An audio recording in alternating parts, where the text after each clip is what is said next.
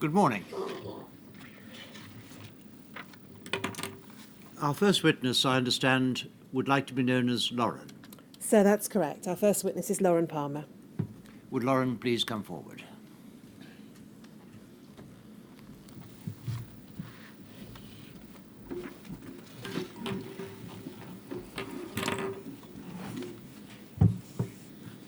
Please state your full name Lauren Denise Palmer. and repeat after me. I do solemnly, sincerely, I do solemnly, sincerely, and truly declare and affirm and truly declare and affirm that the evidence I shall give that the evidence that I shall give shall be the truth, shall be the truth, the whole truth, the whole truth, and nothing but the truth. and nothing but the truth. Lauren, you're here to tell us today about your mum and your dad and what happened to them and what happened to you as a result. Yes. If you need a break at any time in your evidence, please don't hesitate to say so. So your mum, Barbara Palmer, was born in 1953? That's correct, yes. And your dad, Stephen Palmer, in 1958? Yes, And then you came along in 1983. I did, yeah. And I think we've got a picture of you with your parents. Paul, if we could have 1455005, please.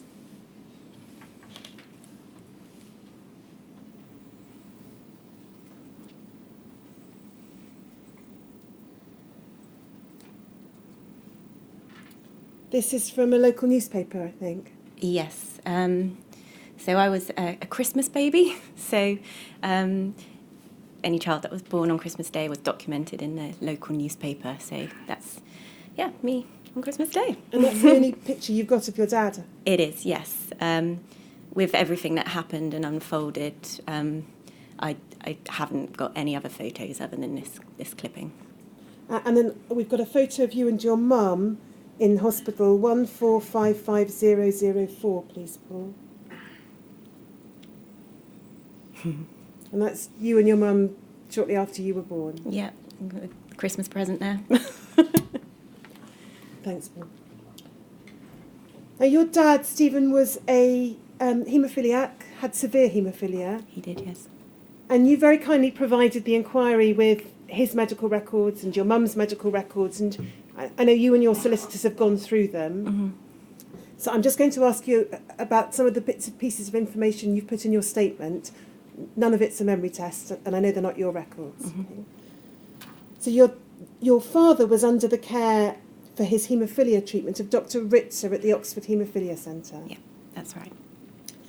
And he began to receive factor 8 products from at least 1979 onwards. Yes. You've helpfully exhibited to your witness statement some of those records, and I'm just going to get them put up on screen so we can see them. It's 1455002, please, Paul.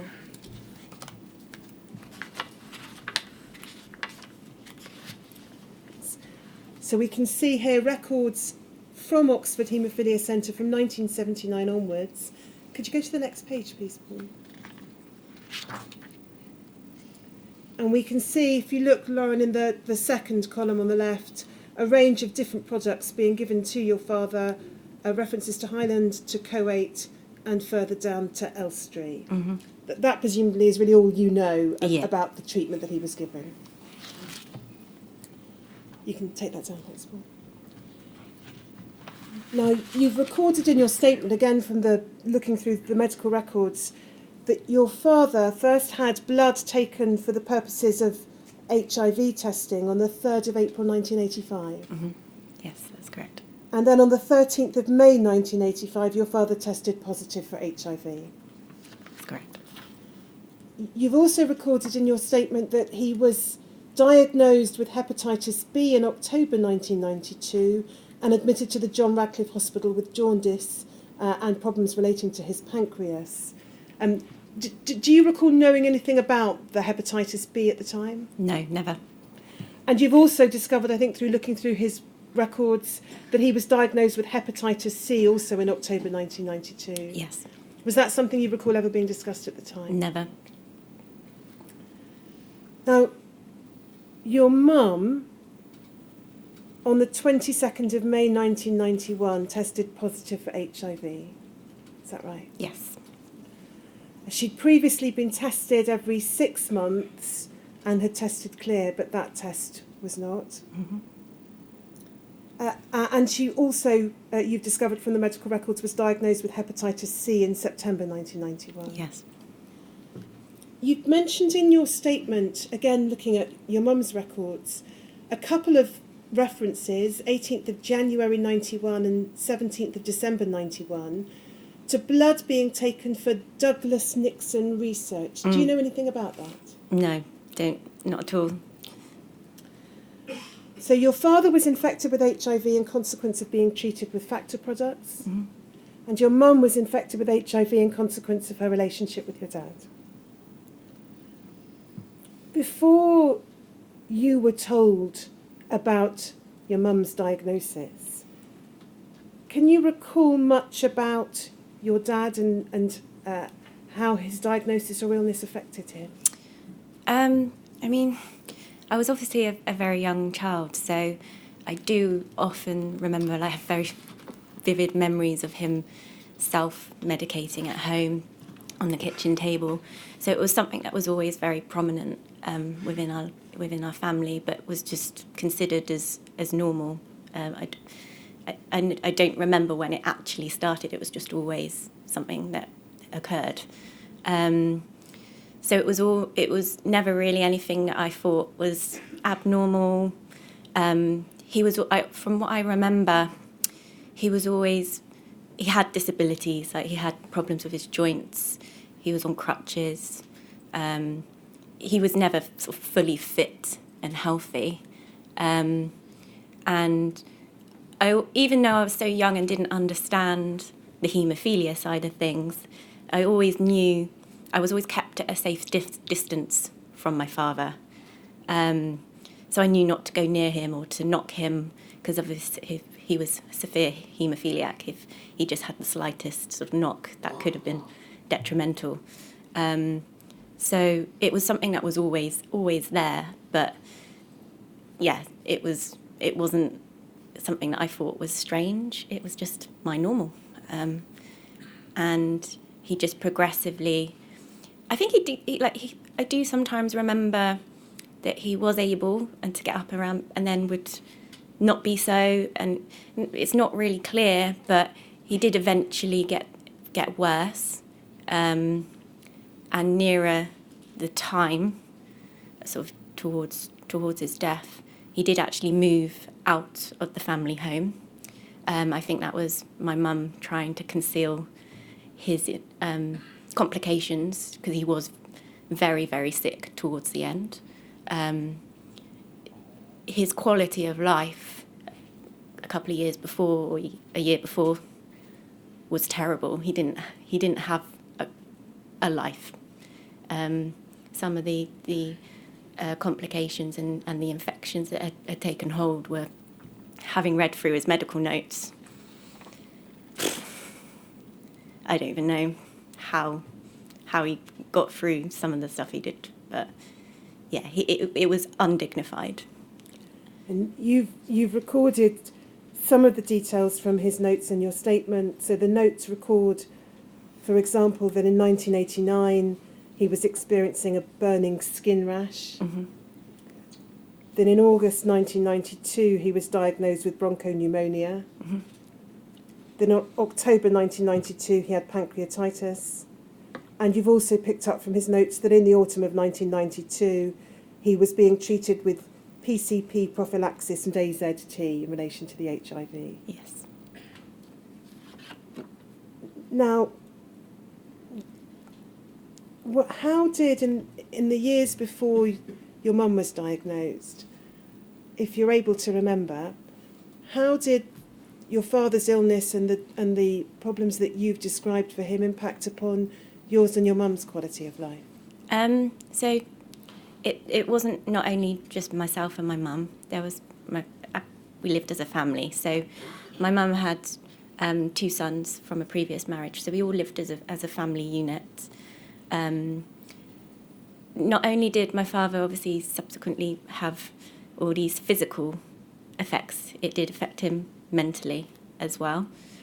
And the fact that he obviously had all of this on his shoulders, knowing that he had this death sentence, he found it extremely difficult to cope with, and naturally took it out on the family. Not me personally, but I do remember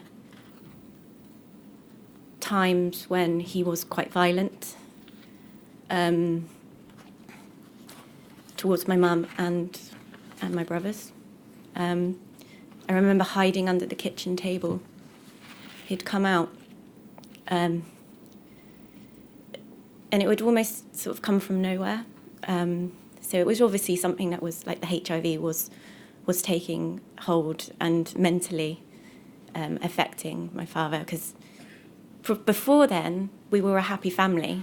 We've grown up as a normal family.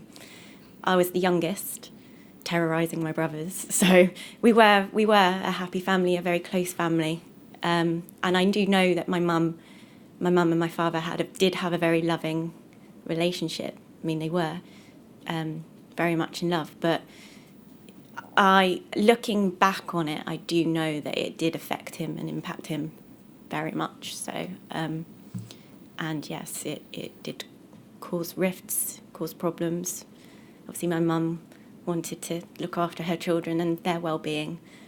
So that was another factor that played they thought it was best that my father should leave the family home. And your father moved to live with his mother, I think? Yes, his mother and father, they lived in the same village as us. So there were a couple of roads by, but yeah, he was still close, but yeah, and we moved. You've picked up from his records again and recorded it in your statement that he was diagnosed with paranoid psychosis in May 1992. Mm-hmm. And then, if we could just have on screen, please, Paul, there's a hospital letter, 1455003.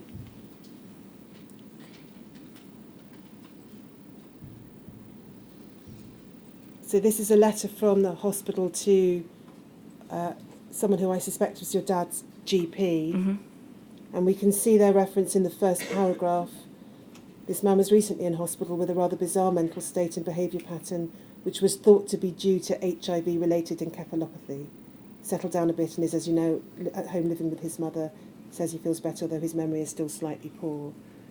So you found confirmation in the records that his behaviour was being affected by the progression of his disease. I mean, at the time, I didn't know this.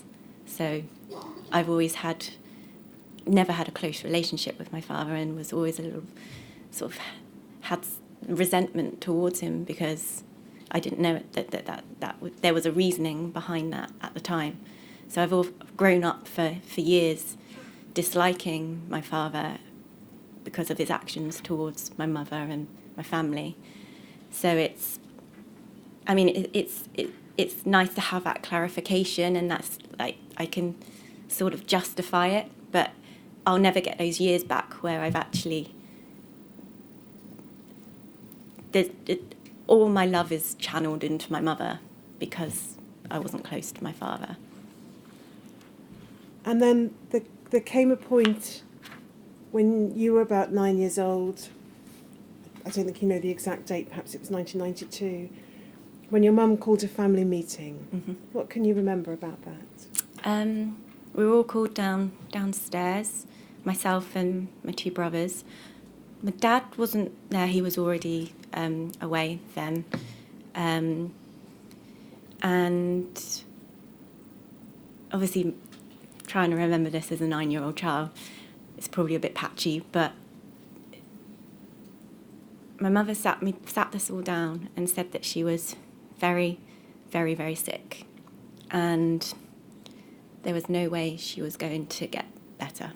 And she said that she had HIV. Of course, at 9 years old, I had no idea what those words were, but I instantly broke down into tears because I knew it was terrible news. We've never had a meeting like that before. And it all seemed to happen very quickly from there on. I think my mum tried to conceal her illness as much as she possibly could until she had to say something.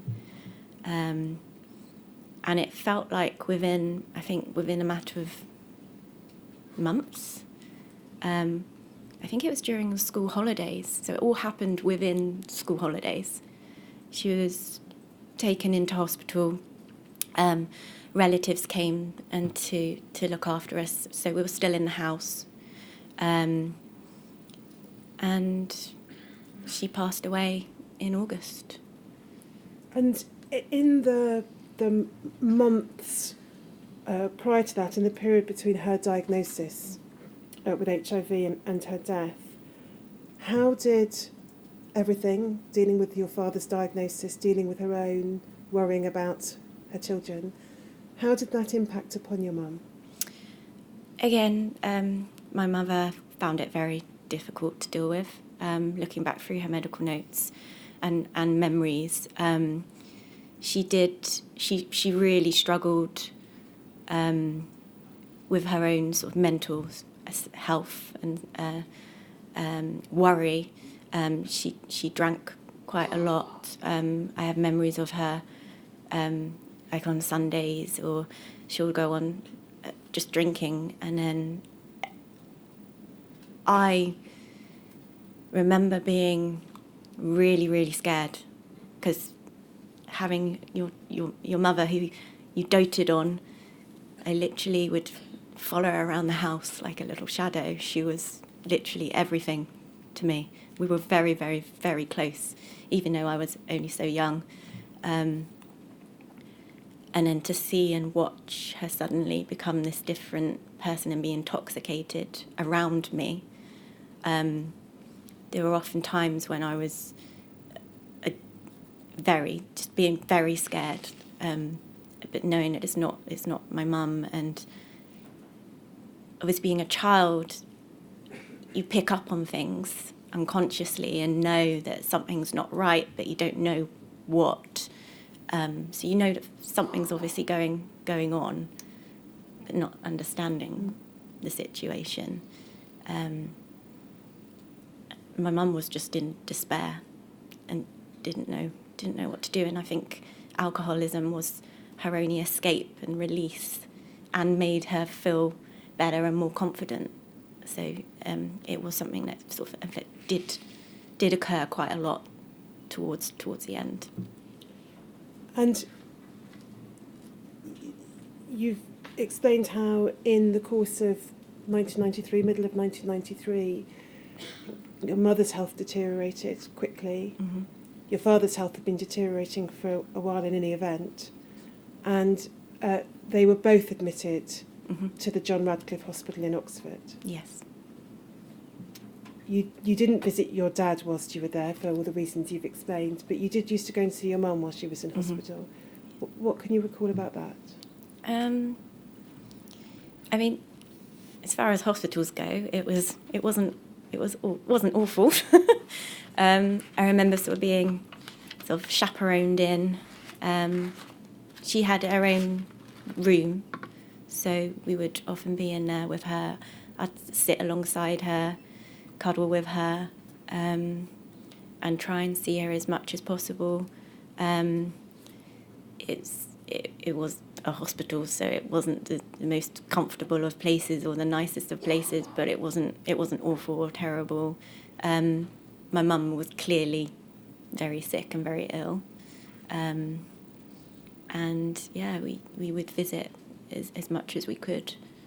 My father's ward was in the same area, but a couple of corridors down, but I was directed sort of straight past. I wasn't given any access towards him, so I didn't see him.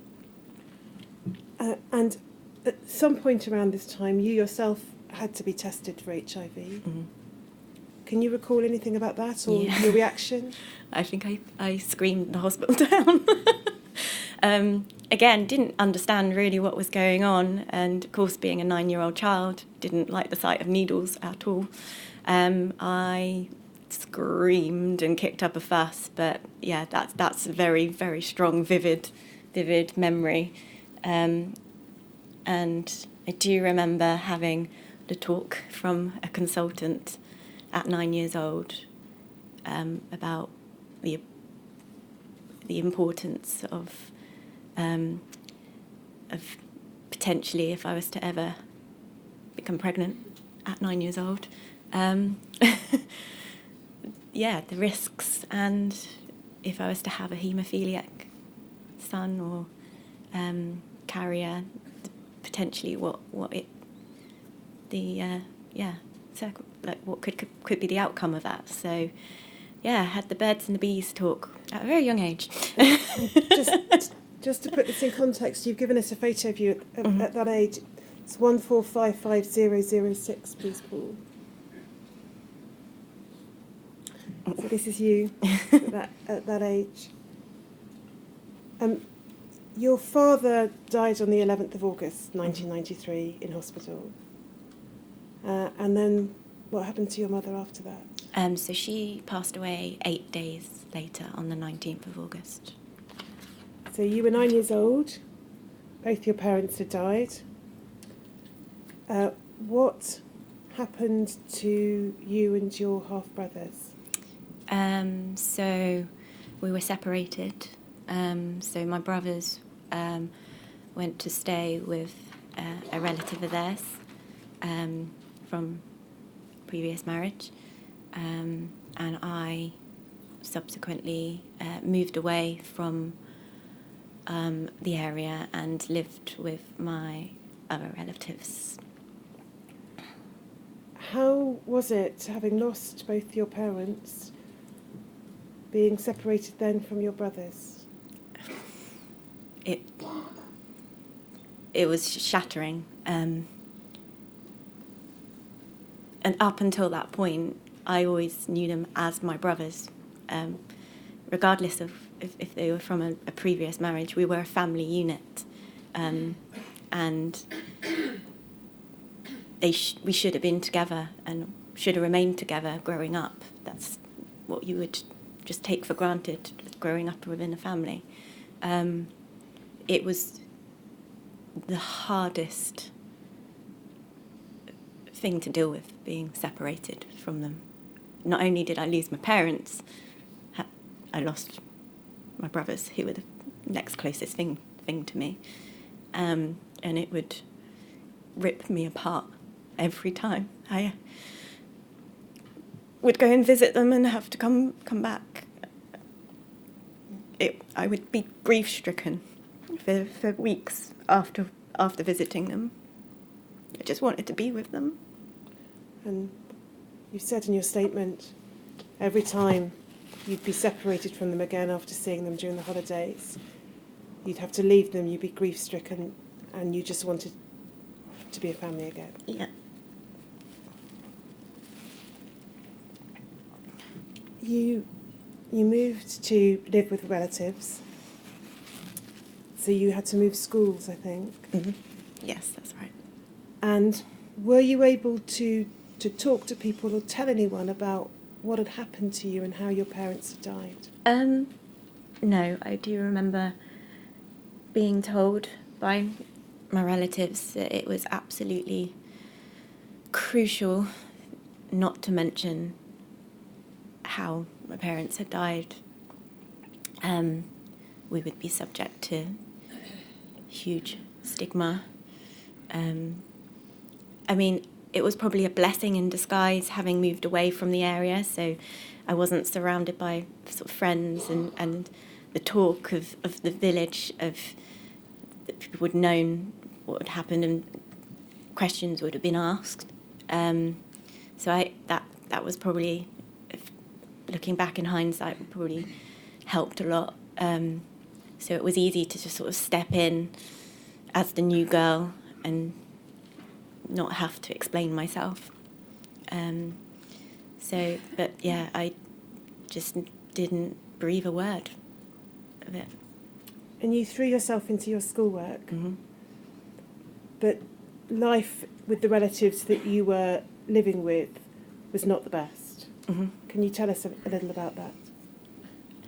I think I came from a very loving family. My mother would shower me and would constantly be cuddling and hugging me, and I had two older brothers who, as much as I probably absolutely annoyed the hell out of them, they would do things for me. I was their little sister. I'd pester them to come and play and take me for bike rides and things. And I'd gone from a very normal, what I thought was normal family existence, into a family that obviously a terrible thing had happened. It was very hard for everyone to pick up the pieces and cope. But I was in a family that I never could call my family. I never felt fully like I belonged. It was quite a sort of an environment where everyone was just trying to survive. It was quite a cold environment. I was very lonely, felt quite alone, isolated, and I was going into a family where I was disrupting things. So I had a relative that was suddenly like having to deal with another person there, fighting for the attention, and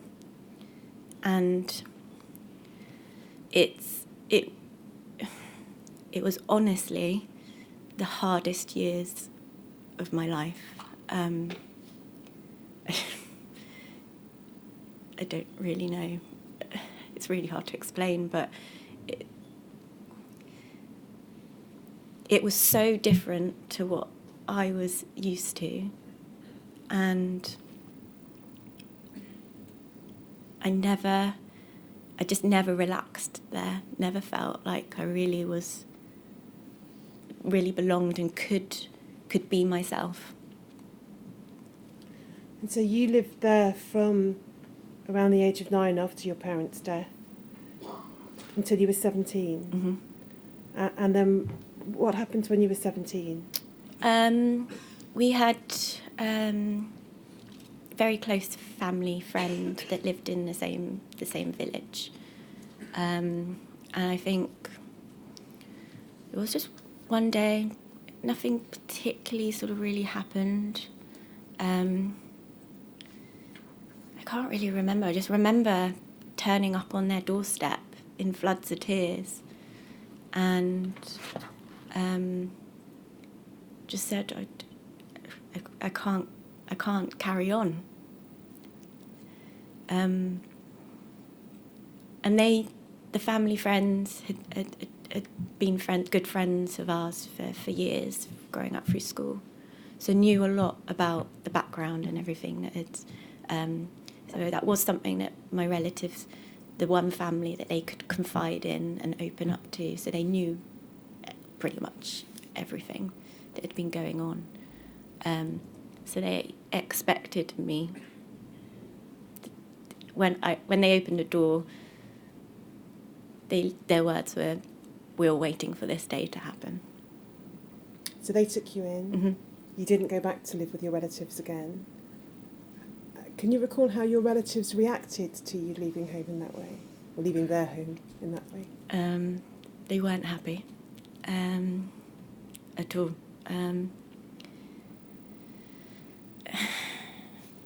Not more.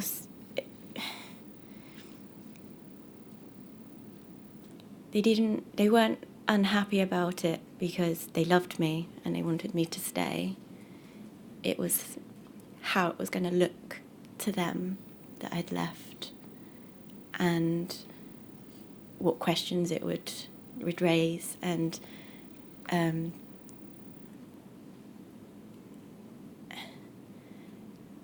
they wouldn't be receiving benefits or payments for me, that would stop. And that was what I was informed of.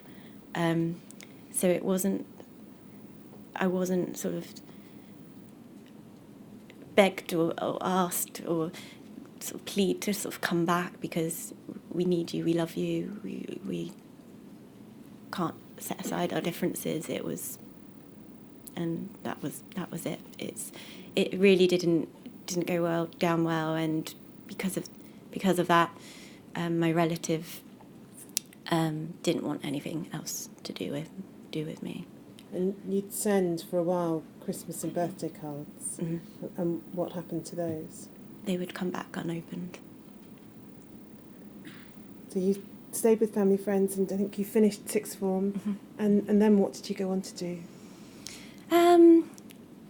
Looking back on things now, I mean, I did an art foundation degree, but I think I was quite lost. I didn't really know what I wanted to do. Did a foundation degree in art, but I didn't really enjoy it.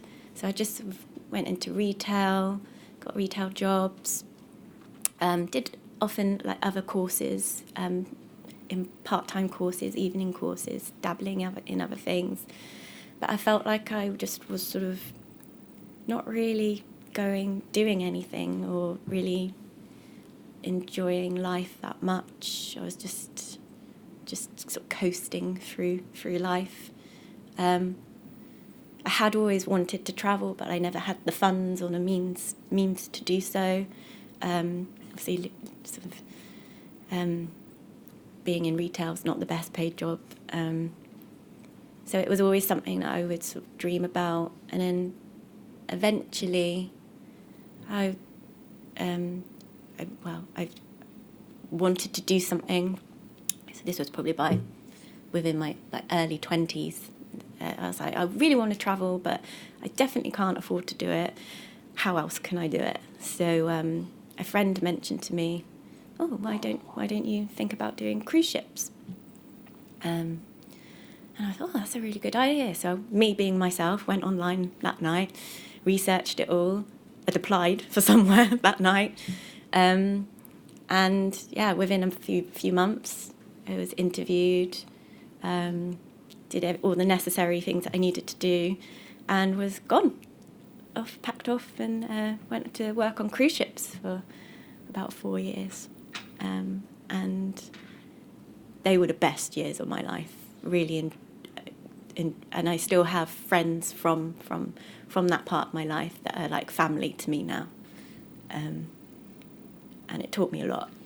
I was got away from life, travelled, did broadened my life experiences and friendships, and it was a very, very good time, a part of my life. And you made, I think, a particular friend, Mm-hmm. and have a best friend, and have settled back in the southwest, Mm-hmm.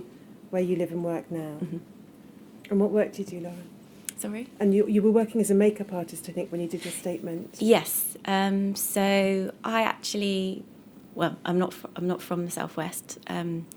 So having been on cruise ships, had come to visit a friend from one of my first contracts, and stayed with her for the summer, in Bristol, and had every intention of going back on my next contract. And I thought, whilst I was there, I would look for a job, just to tide me over for the summer. And previously, years ago, when I was in retail and doing my part-time courses, I did study makeup and beauty, and had always wanted to work for a company called MAC Cosmetics. At the time where I used to live, there wasn't a local store, so it wasn't really something that was feasible. Had gone to Bristol, was walking around the town, handing out CVs, and there was a Mac counter, and I thought, I'll just try my luck, just have my CV in. Not really thinking that much of it. Hadn't come away. I was like, well, actually, if I do get this job, this was my dream job. they at the time were the pinnacle, sort of up there with any makeup brand to work for. That was the brand you would want to work for. And I was like, oh, I knew it was notoriously very hard to get a job with them. I'd known people that had probably applied about 4 or 5 times and still weren't successful. So I wasn't really holding out too much. But I did have in the back of my mind was that if I did get it, then I would have to stay and begin my career with them. And I did get the job, and I am now had been working with them for 5 years. So yeah, it was my dream job. For many years, you didn't tell anyone other than I think perhaps the closest of friends about what had happened to you, and you didn't talk openly or publicly about it. But that changed in the last few years. What happened? How did that come about? Well, it actually all began with Mac. So I was their charity ambassador because they have a charity called the Mac AIDS Fund. So it was all to do with HIV and AIDS. And when I actually applied for the job, that was the first time I had ever said to someone, because I had that tie, and that having researched the company, I knew as well, not only was it the best makeup brand to ever work for, they had that something very dear to me. And I said, this is something that's very close to my heart, having known what had happened. And it began from there. I started, I was the charity ambassador for the store and for the Southwest. I would go and do talks and training and facilitate trainings where I would be speaking to other employees, and I began to talk about my experiences and my story then. I mean, it was still only within sort of the security of being with people that obviously had the knowledge and the education, so that I wasn't stigmatised at all because everyone had a full understanding, and I was explaining this too. So I still had that security and that bumper within my work community, that I could freely sort of talk about it. And then that gave me that sort of first little step into sort of being able to speak openly and having a surprisingly good reaction from it. And then it was off the back of watching a Panorama TV show where I actually realised that, having spoken to someone from our campaign group, I got in touch at the time, that I could do more and could be a part of the campaign group, and it all happened quite quickly. The media loved me, so that was it. I literally was like, right, this is the time to actually set anything aside, any anxiety or whatever people were going to think, and openly tell my story. And we're here now. Can I ask you about the support or lack of support that there was for you around the time of your parents' death and afterwards? You've described how you were sent off to live with relatives. Was there any kind of care or assistance or support from social workers or anyone else that was provided to you? I think we did. There was a social worker. It's really difficult for me to remember exactly. I do remember I think there were a number of maybe social workers or counsellors. But I don't know whether that was something that was provided to us or whether my relatives had sought that for me. But it didn't really ever go very far, or I wasn't really comfortable speaking to strangers. I don't think they really got a lot out of me. So that didn't really continue for that long. As regards to sort of the rest of the family and support, I don't think we really had anything else. You've said in your statement that in relation to the relatives you were staying with, you got the sense there was no support being provided to them, and that then had a knock-on effect in terms of your relationships, but also other family members, a grandfather who couldn't be cared for. It affected the entire family. So no one was really given any support. We were all just left to muddle through. We were almost all just sort of, I don't know, just bouncing around one another. We weren't able to openly speak about it within the family. It was very much all brushed under the carpet. No one dare say anything, and suppressing all those feelings, and it's just not. It was not a healthy environment to be in for any of us. And it took its toll, and everyone struggled immensely. What about financial support? I think you thought there was a limited amount of assistance given from the Macfarlane Trust to your relatives to assist, but you say in your statement, as far as you know, it was very little, and you had to go without a lot of things. Yeah, obviously, it was.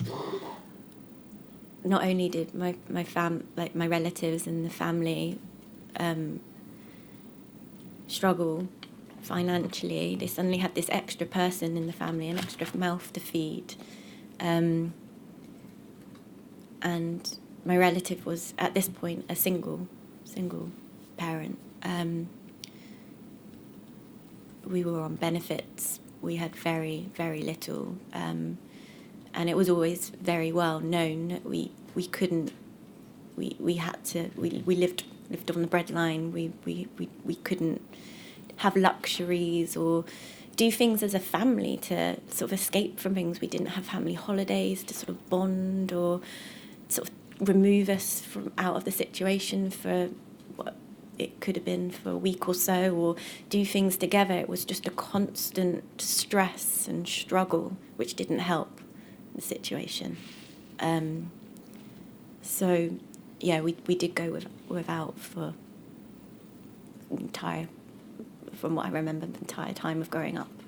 And you had no continuing financial support from the Macfarlane Trust, and you've made the observation in your statement, having been orphaned at such a young age, you've got no financial support from parents available to you, and no hope of doing something like getting on the property ladder. Absolutely not. No, it's never been something that I could aspire to.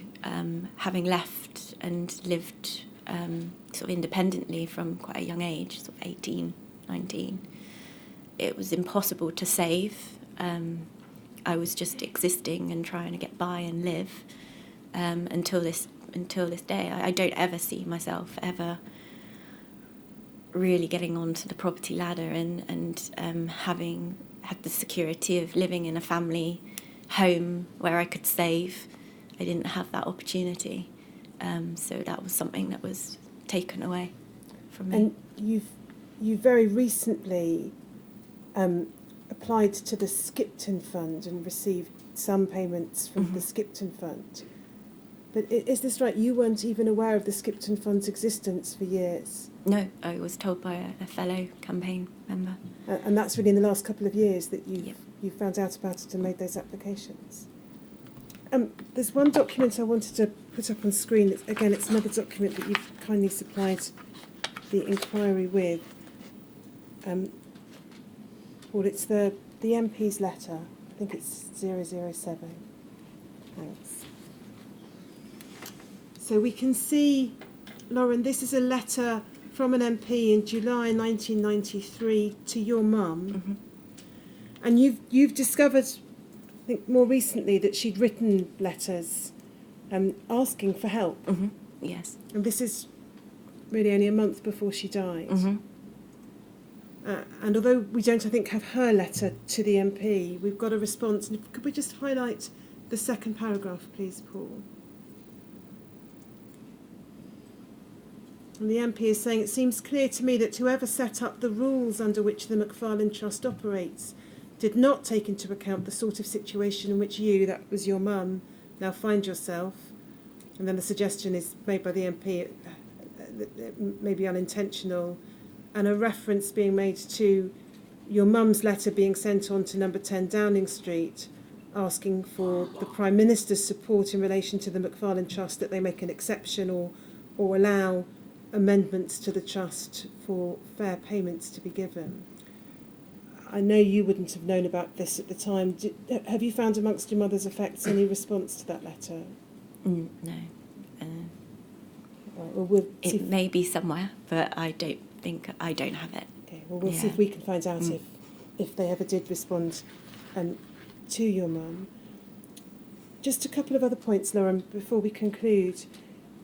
You weren't allowed, or you were advised not to go to your mum's funeral. Mm.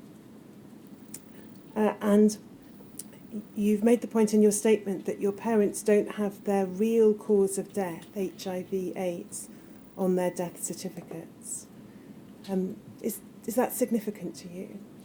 Yes, I mean, obviously I can see why back then it was maybe something that would be for the best. However, I think now we need the truth out there, as the infections that they did actually die of are clearly stated on the death certificates. It shouldn't be hidden anymore, and we need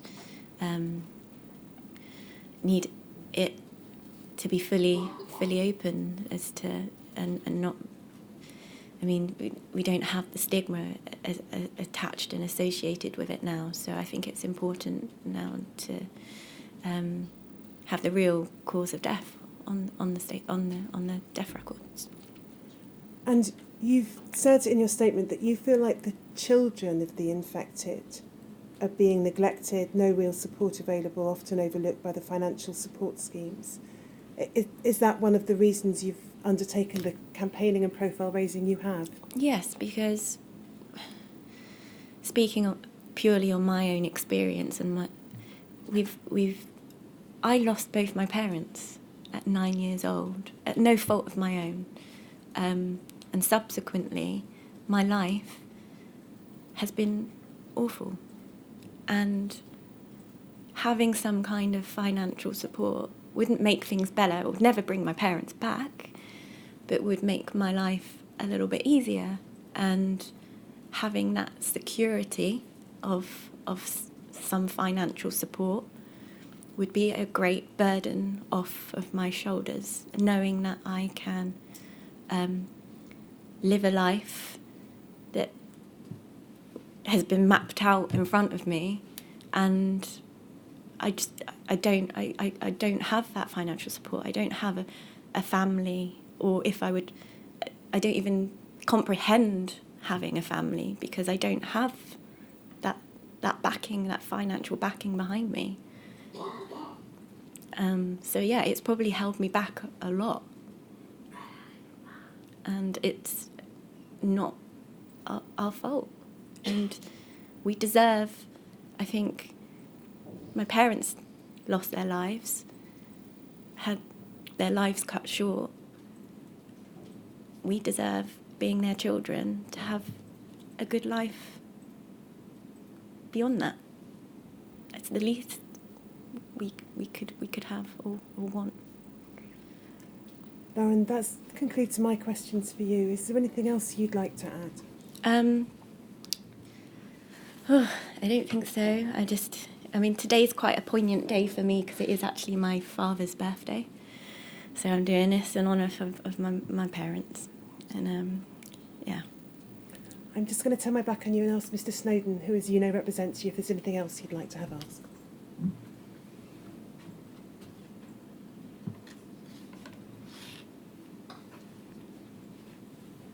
So there's just one matter Mr. Snowden raises. You may or may not know the answer. Do you know whether there were ever any inquests into your parents' deaths? As far as I know, no. Thank you. Well, Lauren, thank you very much indeed for coming to give your evidence.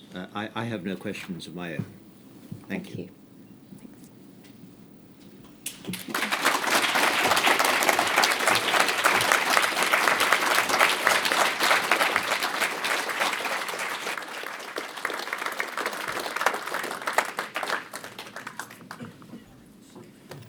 That was Richards. We'll take a break, I think, now until 12 o'clock.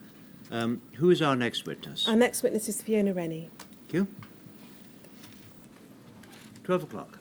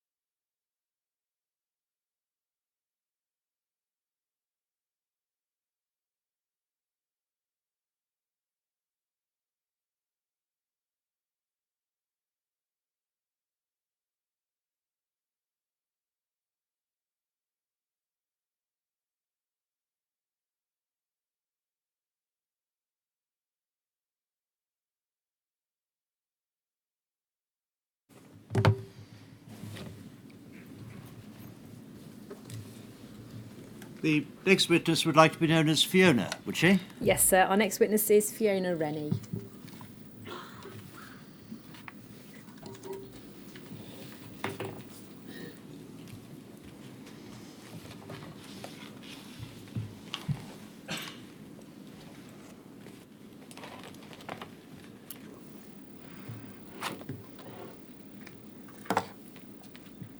Please state your full name Fiona Nancy Rennie. and repeat after me. I do solemnly, sincerely, I do solemnly, sincerely, and truly declare and affirm and truly declare and affirm that the evidence I shall give that the evidence I shall give shall be the truth, shall be the truth, the whole truth, the whole truth, and nothing but the truth. and nothing but the truth.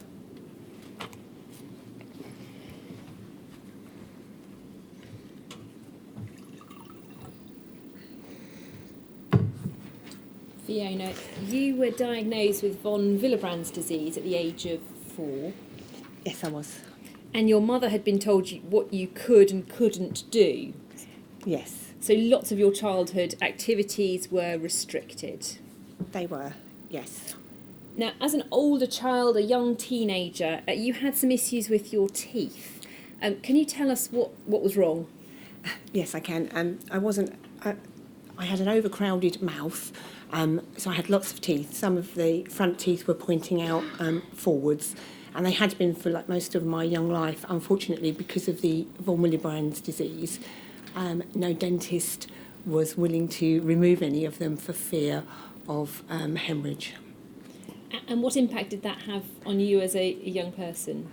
It was horrible. I used to have the mickey taken out of me at school constantly. It bothered me far more than von Willebrand's disease as a young person because it's so important to try to fit in and feel like everybody else. And I looked quite different to everybody else. I also couldn't have my tonsils out, and that meant that I was regularly off school for weeks at a time. I used to pretend my tonsils were worse than they were for longer than they were because I didn't want to go to school because my teeth poked out forwards. You actually could see that the bottom of the tooth instead of the front of the tooth.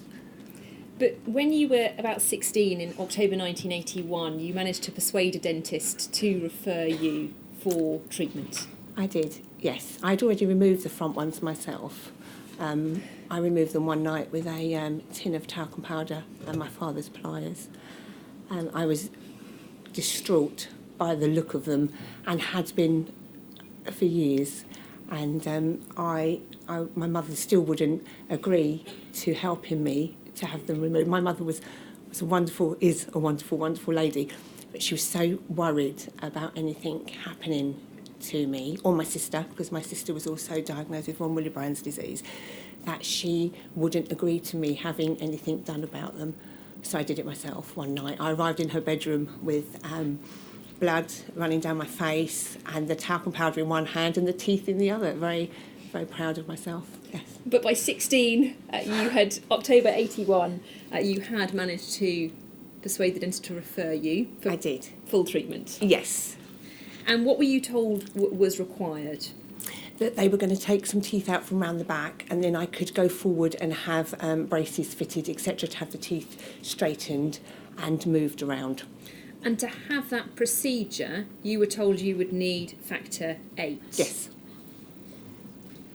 Fiona, I hope you don't mind my saying, but we have shorthand writers who I'm sure are probably struggling to keep up with you. You're talking very, very fast. Oh, sorry. Don't apologise. It's probably just what you do, particularly if you're in an unfamiliar situation. But we've got all the time that we need. You don't have to go fast unless you really want to. Okay. Thank you. When there was the discussion about having the factor 8 for the dental procedure, were you warned of any risks in receiving it? No risks. You received the factor 8 both before and after the surgery. I did. And then you didn't receive any blood products from that point in time until you were diagnosed with hepatitis C, did you? No, I didn't. As an adult, you were diagnosed with thyroid toxicosis, excess thyroid hormone. No, I've got an underactive thyroid. Underactive thyroid. Yes. And you had some problems with your knees.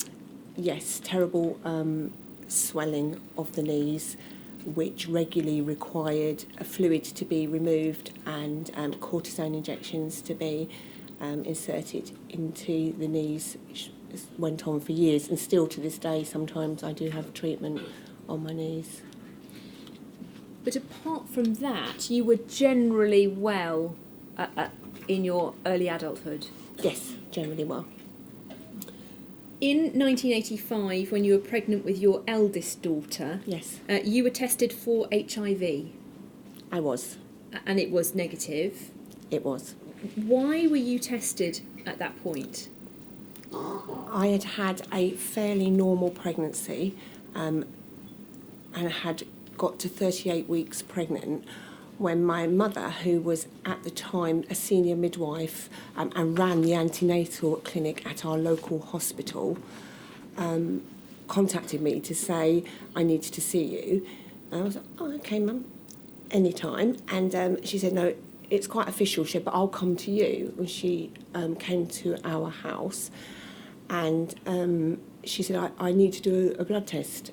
And I said, oh, okay then. And she said, darling, you need to understand that your consultant has picked up that in your notes you had been given a product that could mean that you had contracted HIV. And I was, oh, okay then. And so she went ahead and did the blood test for me. She did it for me to spare me having to have it done by anybody else, but she made it very plain that if I went into labour, that I would have to deliver my her grandchild, my daughter, in isolation because the hospital were very concerned at the risk that I had contracted HIV through blood products when I was 16. And then from that point in time, when you had the negative HIV test, through until you were until 2011, which we'll come to, you weren't called in to be checked for hepatitis C at any point, were you? No, not at all. You weren't part of any look-back exercise, Not at all. and during that time you also carried triplets. I But did. even then, there was no testing for hepatitis C. There was no testing for hepatitis C. When I gave birth to my triplets, I was tested for von Willebrand's disease. Because von Willebrand's disease is a disease that cycles, the hospital that I was tested at said that at that point in time, they couldn't really find any evidence that I had von Willebrand's disease. So although they had some cryoprecipitate available, should I go into labour, they weren't overly concerned. You were working as a paramedic, I was. and because of that work, you were vaccinated against hepatitis B and Yes. screened regularly. Yes. You underwent a routine screening in June 2011, Yes. and your For- understanding was that that was for hepatitis B. Absolutely. I didn't ask and I wasn't told, but because we screened every 3 years, I went for my routine occupational health screening and gave the normal blood test. And then on the 27th of January 2012, you were telephoned by your occupational health team. Can you tell us what happened? Yes, it's a vivid memory because I think it was the day that I became mentally unwell. And I was answering an emergency call. I was driving an ambulance response car. I was driving rapidly with both visual and audible warnings on. I was responding to a road traffic collision, and the internal phone in the response car went. It's not unusual. We have all sorts of hands-free devices in a rapid response car. I answered the phone and it was occupational health. That was unusual. And they said that they'd had a result from my blood test and they needed to inform me that they believed that I was hepatitis C positive. How did you feel at that moment? Shocked, very shocked, scared for myself, but also scared for the fact that I was the nearest response vehicle to a road traffic collision, that were expecting a 8-minute ambulance paramedic response, that there could be people within that collision that were in need, and I didn't know what to do. Didn't know whether to go, or whether to pull over, or whether to stop, or whether I should or shouldn't render aid, and whether it was better to have a paramedic infected or possibly infected with hepatitis C or have no paramedic at all, and I couldn't decide. Were you aware even that you had been tested for hepatitis C? No. So this was the first you'd heard about it? Yes. After the occupational health team telephoned you, what happened next? I made the decision to pull over because it was unsafe to continue. So I pulled over and spoke to them again, and they, because I didn't realise I'd been tested, so I was asking them how they knew I could possibly be hepatitis C positive.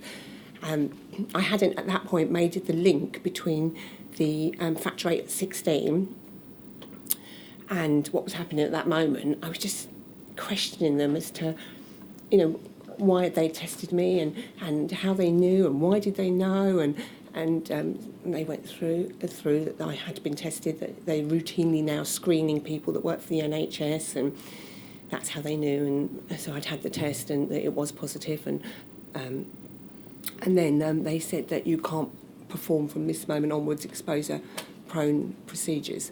So that was the loss of my job and my income at that point, really. So I'm still sat in a response car, pulled at the side of the road. I radioed control and said, I can't do this call, I don't feel well. And they said, OK, stand down, we'll deploy another vehicle, which I presume they did.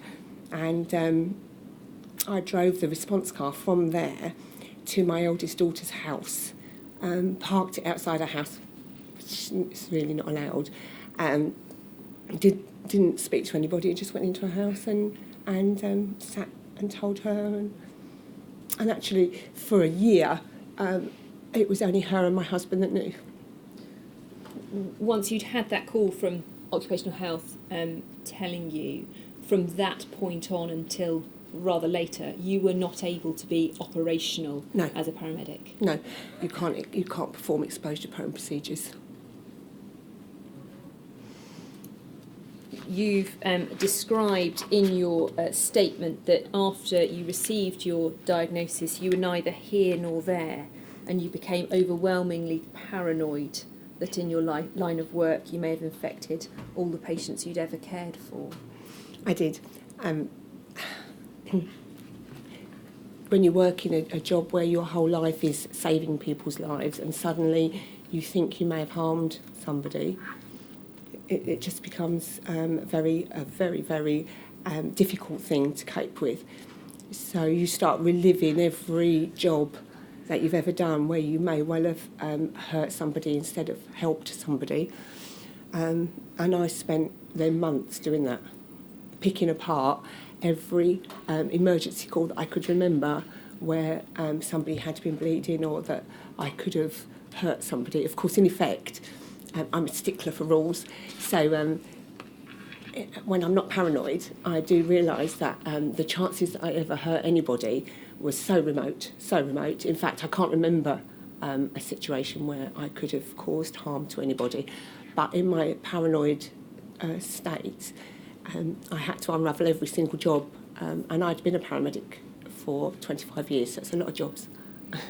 And you said, in actuality, I'd probably never infected anyone. I never had cuts of my own during work, and I always used personal protective equipment when necessary whilst at work. That's the rational part of your brain, isn't it? Yes, that's the healthy brain speaking. Yes. I was You the same obviously about had- my children as well. My children, obviously we all lived together in what was a very happy household, and I feared the infection to them as well during the phase where I was very paranoid. I boil washed everything, not the children, I'm pleased to say. But I did have the washing machine on at 60 degrees constantly. If I used a towel to wipe my mouth after I brushed my teeth, I boiled washed it. My husband begged me to stop the boil washing, but it went on for years. I boil wash everything. We all walked around in clothes that should have probably been on a Barbie doll, because everything shrunk, and yeah, I boil washed everything. I was so fearful of infecting my family, who I'd lived with for all them years, but After occupational health had told you, you then went to your GP yes, and you were referred on to a specialist. I was. Yes. It took about 8 to 12 weeks, didn't it, before you could see the specialist? I think it was longer than that. I think I saw the specialist in about May time, I believe. But anyway, yes, something like a long time. It felt a long time. And when you saw the doctor, what did she say? My husband came with me to the appointment. We sat in a clinic alongside people who were terribly poorly, and then we were called in. When we were called in, the Dr. Ballinger, her name is, she came out and said, would we mind if there was 2 junior doctors in the room, and would we mind if they stayed in for the appointment? And I said, actually, I do mind. I said, I've waited a long time for this appointment. I'm feeling very emotional. So would she mind if they weren't in for the appointment? She became a little agitated at that, and then my husband and I went in for the appointment, and she took us through hepatitis C, what hepatitis C was, the fact that I hadn't yet got a genotype, but she said if I was genotype 2 or 3, she would refer me for treatment where I would have an 85% chance of clearing hepatitis. If I was a genotype 1 or 4, then there was no treatment available to me. And depending on what stage my liver cirrhosis was, she said that I would typically deteriorate by 1 stage every 5 years. So if, for instance, your liver came back at a stage 3, that would give you 10 years to live. And my children, my triplets at the time, were 10 years old. And she said that I wasn't to be too concerned because they could treat the symptoms, and that they would support me with palliative care. How did you feel when you heard all of that? Terrified. Terrified that I was going to die, that I wasn't going to see my grandchildren, my children. You know, it was just 10 years didn't seem very long when you think that my triplets were only 10 years old, so you know they would make 20. But I was also very aware, because I have limited medical training, but some medical training, that the last 5 years of that were going to be in late stage liver disease, which wasn't going to be terribly easy and wasn't going to make a particularly wonderful mummy. So it was very scary. My husband was very, very scared as well. You couldn't have the liver biopsy straight away. No. Because they were concerned about the bleeding risk from von Willebrand's. Yes. You were, that von Willebrand's was reassessed, Yes. and what was the outcome? So I was sent back to the haemophilia centre that I'd spent half my life in, along with my sister. We'd run around the corridors and misbehaved for years at this haemophilia centre. Anyway, I went back there. They were going to rescreen me and work out whatever the doctor needed to know in order for me to carry on, have the liver biopsy so as I could maybe have treatment if I was the right genotype. So I went to the haemophilia centre, and they took more blood tests. I came away, went back a few weeks later to get the results, went back by myself, and they called me into the room for the results. And when I went into the room, I thought something wasn't quite right, because they introduced me to the consultant haematologist, the nurse specialist, another nurse, and there was the human resource officer there, and there was another person taking notes. So there was a whole panel of people. I thought, well, it's very strange to get a blood test result. So I sat down, and they announced to me that I haven't got von Willebrand's disease and that I never had von Willebrand's disease. So I'd been infected with hepatitis C for no reason, basically. They also went on to say, I said, well, that can't be right, because I've had it all my life and my sister's got it too, and you can't grow out of von Willebrand's disease. And they said, well, sometimes you can if you've only got a small assay level, like an 8 or a 9 or something like that. And I said, well, I've got a 25 and I've got a letter to prove it. And they just went very quiet and didn't say much more, really, except for to reassure me yet again, you haven't got it. Go ahead with your liver biopsy and what have you, because you don't have von Willebrand's disease. So you went ahead with the liver Yes. biopsy, and you were then. What happened? What happened then with the treatment in relation to the hepatitis? I had the liver biopsy, and I didn't have the results. The liver biopsy was fairly traumatic, but luckily enough they let my husband come in with me. The reason it was traumatic was that everywhere I went, I felt like I was treated differently because I had hepatitis C.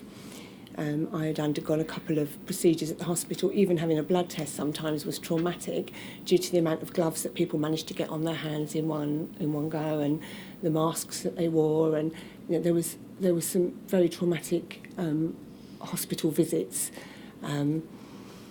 So I was very, very worried about the liver biopsy, and so my husband came with me, and I was that upset by the whole thing that they actually allowed him to come in the room and stay with me for the whole of the procedure to keep me reasonably calm. I'm not scared of procedures.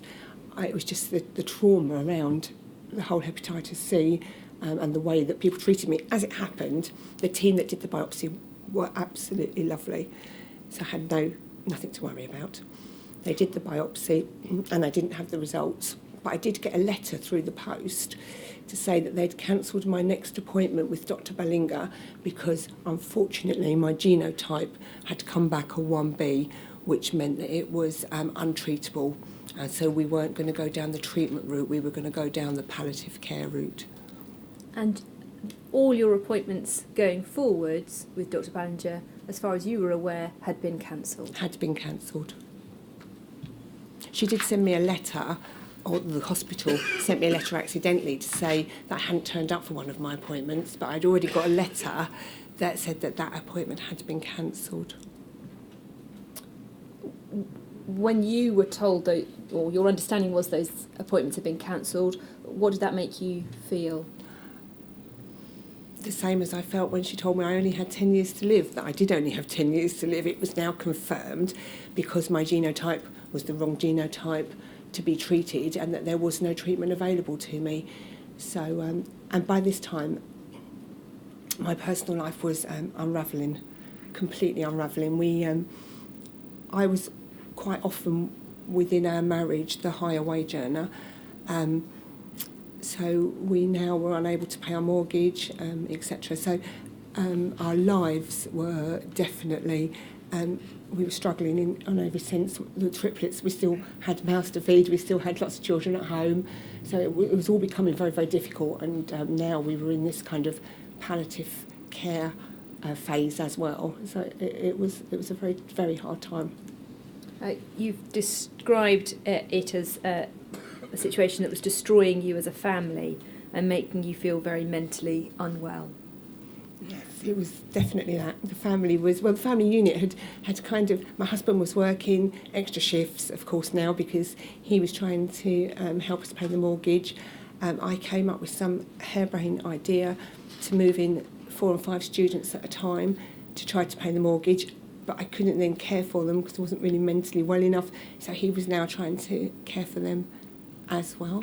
So it was such a difficult time, and I was keeping the whole thing a secret still from everybody except for 2 people. A couple of months later, a chance encounter that your husband had meant that you became aware that treatment was available at Paddington Hospital. Yes. So you asked to be referred there. Yes. And you joined a drugs trial in which you received interferon, ribavirin and telaprevir for 6 months. I did. There was some delay before you could start that treatment. What was that? My husband had a chance encounter where he had had found out about the fact that there was possibly treatment available. He had come to me and said, "There's treatment available." It was so difficult. I was so convinced that there wasn't any treatment available. He had to really persuade me to give treatment a go, that there was possibly a way that we could overcome this. And so eventually we got the GP to refer me to Paddington Hospital. And once we arrived at Paddington Hospital, it was a whole different ballgame. It was positive. People were lovely to us. It was a completely different environment to be in. So the chance encounter, the guardian angel that saved my life, had referred us to exactly the right place. The delay was financial. We had to try to get funding from the one hospital trust to another hospital trust so as I could receive treatment. Also, there was no results on my liver biopsy, so they couldn't get the results on the liver biopsy because the original hospital were just unable to help in every sense of the word. And liver biopsy is quite invasive. It's not the sort of procedure you want to repeat for the sake of it.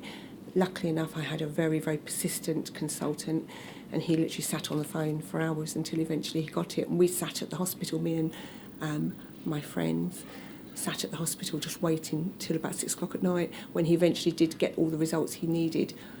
And then there was a nurse who reassured me that she had got funding out of all sorts of different hospital trusts, and there was no way this one was going to beat her and that she would get me the funding.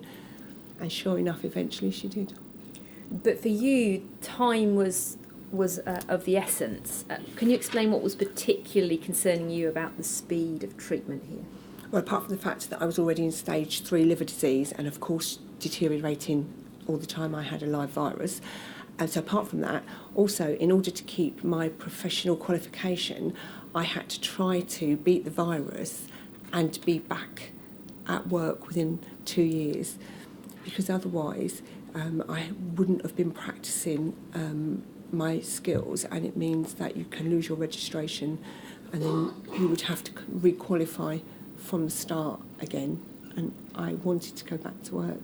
I wanted to go back to all the things that I'd done before.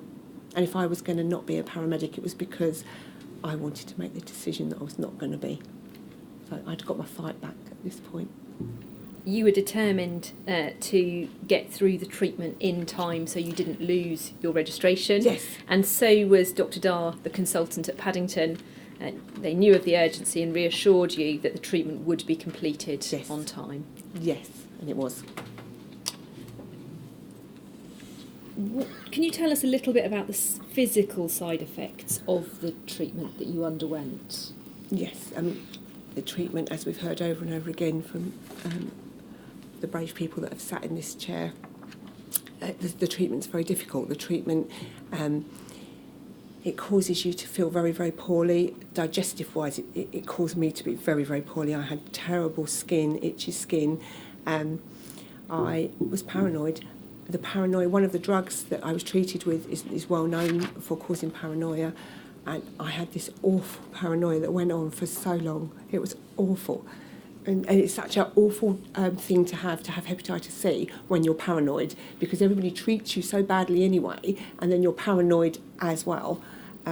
When I was travelling up for my treatment, I used to have these fears all the time that people would get poorly around me and I wouldn't be able to help them because I had hepatitis C, and so I couldn't treat them because I couldn't do procedures. And now, bearing in mind, I'm not working for the ambulance service at this particular time. I was just sitting on a train going for treatment, and on one occasion, a man went like this on his chest, and I thought, oh, he's having a heart attack. So I jumped off the train, just got straight off the train and stood on the platform because I thought, I can't be there if he's having a heart attack because I can't help him. And if I can't help him and I've got skills to help him, then that's terrible. So I just got off the train instead. So, so going backwards and forwards for treatment was always very difficult. So other than going up to London and back for treatment, you coped with it by staying indoors and hiding away? Yeah, I only went out for treatment. I didn't feel well enough to be doing anything. I felt paranoid. But that aside, I also felt sick all the time. I often got confused mentally. I sometimes couldn't work out where I was supposed to be. I had lots of physical illnesses by this time as well. I'd suffered with alopecia, so I'd lost half of my hair, which caused people to look at me anyway. And then I was paranoid as well. So yeah, I didn't. Whenever I could stay in, I stayed in. Throughout that time, you weren't working. No. Your husband was doing extra shifts. Yes. But ultimately, you did lose your home. Yes. And you had to move somewhere else. Yes. Yes. We fought to hold on as long as we could. We should have probably have gone sooner. But hindsight is a wonderful thing. We owned our house for 20 years. We had a mortgage and young children. We probably should have paid our house off sooner, but I wanted to have more children, and we used our money to have IVF and have the triplets. So we still had a mortgage on the house because we were both working, etc. But we did eventually lose the house, and we all had to move, which was tough. It was tough on the girls. I didn't tell the triplets for a long, long time that I wasn't well. And when I did tell them, and my oldest daughter bared the brunt of it up until then. And when I did tell the girls, bearing in mind they're now 10, 11, they were really quite popular girls at school, being triplets as well. They were always kind of, up there with the popular girls. And I remember sitting there saying to them, don't tell anybody. You're not to tell anybody ever. This is a secret, and you're not to tell anybody.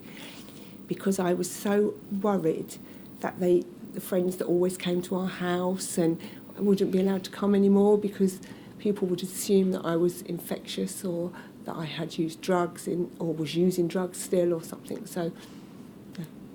You put it in your statement like this: I feared that the stigma was far too great and felt they were too young to know. But after starting treatment, I had to tell them. I insisted that it was a family secret, and if they told other people, then their friends wouldn't like them anymore. I thought if their friends found out, then there was a possibility that their parents would assume that I'm a drug addict, and their children would be banned from coming round to my house. Their birthday parties and other social gatherings would never be the same. That's exactly what I did. Made my 11-year-olds go to school and tell fibs all the time. You successfully cleared the virus. I did. And how do you feel now, health-wise? I am still poorly on and off. Since taking the medication, I'm left with stomach ulcer. I suffer constantly with esophagitis. My hair's grown back, as you can see. So I've got hair back. I still obviously have a thyroid problem. I suffer with all sorts of... I still have more anxiety than I ever had beforehand. Just lots of different little medical issues that you can't get better from hypothyroidism anyway. That causes in itself lots of other things. It's just, but pleased to have recovered and not be on my 10 years. I'd be at the end of it by now. I'll be on borrowed time, I think, by now.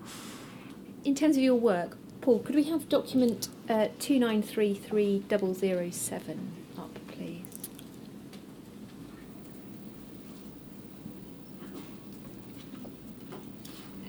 This was a letter to your GP, and if we look particularly at the second paragraph, You were told, or your GP was told, and you were told specifically there should be no reason why she shouldn't return to work as she's cured of hepatitis C. We'd be very happy to speak to the Occupational Health Department at our place of employment should they have any doubt.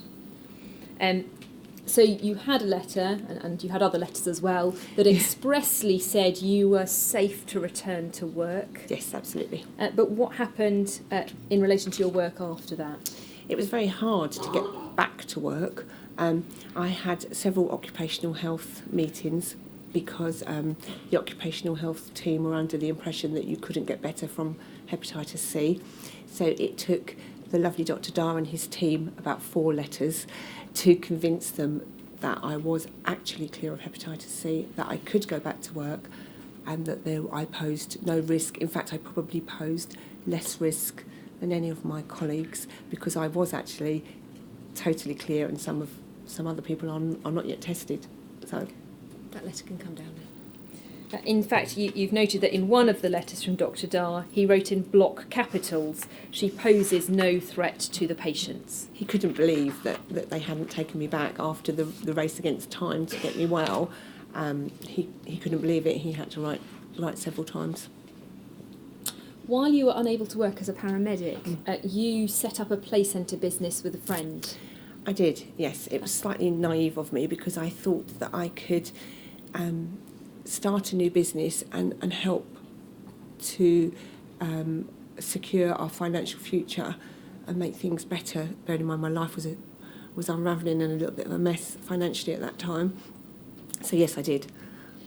And after a little while, after you cleared the virus, Yes. you and your friend wanted to obtain Ofsted approval for the business. Yes, we did. And the Ofsted being the education regulator. Yes. Effectively. Did you face any difficulties with that because of your previous hepatitis C? Yes. When you apply for Ofsted registration, there's 2 things that you could have that would stop the registration immediately. One is HIV and the other is hepatitis C. And they made it very plain that if either of us applying for our Ofsted registration for our business had it, they wouldn't even consider the application. My doctor helped me to prove that I didn't have it and that I had cleared it. But yes, it made it very difficult and awkward. My business partner had to be very tolerant at the time. And it took quite a lot of correspondence for them to recognise that you had cleared the virus. Yes, and that I posed no risk to the business, to Ofsted or to the children that we'd be looking after. It took a lot of persuading. You've raised 2 particular issues that are of particular concern to you. Firstly, that you should be entitled to a scan every year. I do feel that because I had hepatitis C for so long, 30 years, before I cleared it, that I worry about my health a lot. My children sometimes, I've heard them saying to each other, they don't know whether I'm just miserable or whether I'm not well, which is an awful thing to have heard your own children say, because I've always been such a happy mummy and tried to do my best. It would be nice to be able to access health care annually, just to make sure, because we're such high risk of cancer of the liver, etc., and having been so poorly, just the reassurance that everything's fine, the blood tests and a scan, just to say, no, all's okay, off you go again.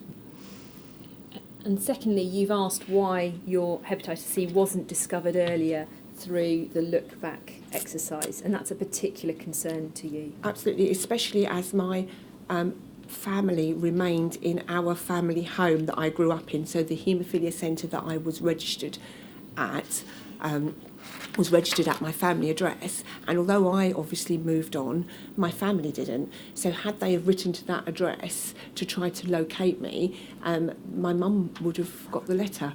So it would have been very, very easy to have traced me and to routinely test me, especially as I was tested for HIV in 1985. I would have been on a register or a list somewhere, and I should have been tested definitely for Hep C, where I could have then spared myself the stage 3 liver disease. Were you ever told you were on a list somewhere, or is that your sort of understanding of what must have happened? It's just my understanding, and through some reading, I did read that some people were tested for hepatitis C later on, as hepatitis C became more known, but I was never contacted. So you would have expected to be part of the look back Yes, study? I would have expected to have been. Those are the questions I have for you. Is there anything else you'd like to add? I don't think so. I'm just going to turn my back and ask Mr. Snowden, who, as you know, represents you, if there's anything further. Yes.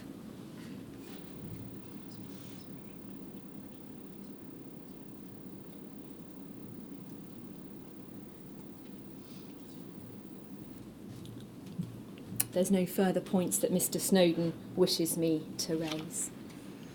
There's just one question which I'd like to ask you. You've told us a lot about some of the dreadful things which you have experienced. What I'd like to know is this.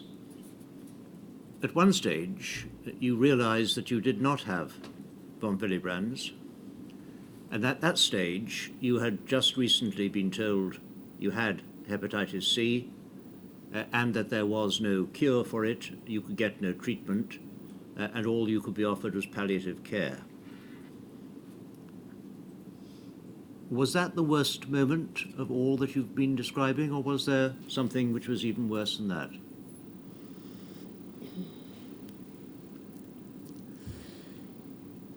No, I think that was the worst moment. There was two worst moments, that moment and the day that I had my children tested for hepatitis C, because one of my children at the time had a heart condition, and I was very aware that if she had got hepatitis C, she probably couldn't be treated because of her heart condition. So I think they were the two worst moments. When I watched my children having their blood tests for it, all in a little line, 3 of them, they were probably the two worst stages. Thank you very much. Thank you, Fiona. Thank you. For coming to give your evidence.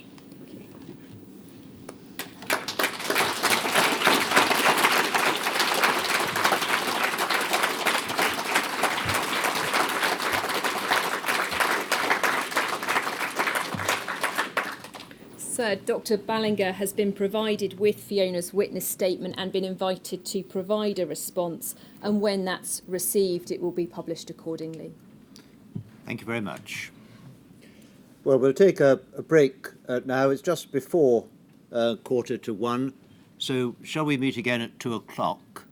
And at 2:00, who then do we have? We will be hearing from Michelle Tolley. 2:00.